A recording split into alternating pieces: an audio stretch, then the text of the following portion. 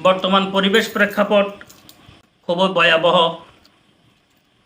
বিশেষ করে বৈদ্যুতিক যোগাযোগ মাধ্যমগুলো সবল হওয়ার কারণে যার মনে যাহা কিছু আছে সব কিছু সে প্রকাশ করতেছে।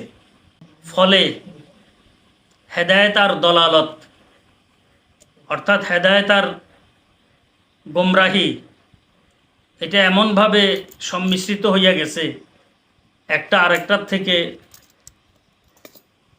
চিহ্নিত করা, পৃথক করা বর্তমান কঠিন হয়ে যাচ্ছে। এমনভাবে গোমরাহির বিষয়গুলো সামনে আসতেছে, লাগে যে এটা হেদায়েতের লেবাস পরিধান করে আসছে। এভাবে সুন্নত আর বিদআত এমনভাবে সম্মিশ্রিত হয়ে গেছে যে সুন্নতের উপরে বেদাতের কালো আবরণ এসে গেছে, আর বেদাতগুলা সুন্নতের আলোকিত লেবাস পরে সর্বজন স্বীকৃত এবং গৃহীত হইয়া গেছে। আরেকটি বিষয় আরও মারাত্মক, সেটা হচ্ছে সত্য আর মিথ্যা প্রচারণার কারণে সত্য আর মিথ্যা এমনভাবে সম্মিশ্রিত হয়ে গেছে, মিথ্যাকে সত্য থেকে, সত্যকে মিথ্যা থেকে পৃথক করা,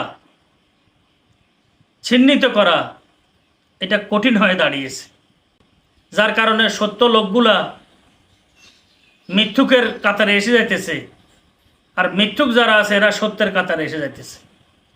আদল ইনসাফ সঠিকভাবে করাটা বড় ধরনের কঠিন পর্যায়ে পৌঁছে গেছে, যেখানে হেদায়েত আর গোমরাহির সম্মিশ্রণ, যেখানে সুন্নত আর বেদাতের সম্মিশ্রণ, যেখানে মিথ্যা আর সত্যের সম্মিশ্রণ পৃথক করা কঠিন, সে পরিবেশের মধ্যে থাকাটা আমাদের জন্য কত যে কঠিন।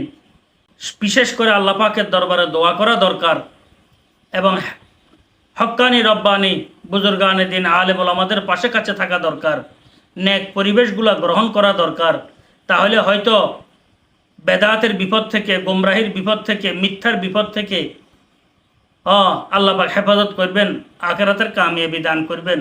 আর না হয় খুব ভালো ভালো মানুষগুলো এই ধরনের বিষয়গুলোর মধ্যে নিমজ্জিত হয়ে হেদায়েত থেকে বঞ্চিত হইতেছে। আল্লাহ পাক আমাদেরকে সর্ব অবস্থায় গোমরাহি থেকে হেফাজত করেন, হেদায়েতের উপরে টিকে থাকার তৌফিক আল্লাহ পাক আমাদেরকে দান করেন। ওমা আলাইনা ইল্লাল বালাগ, ওয়ালা হাওলা ওয়ালা কুওয়াতা ইল্লা বিল্লাহ।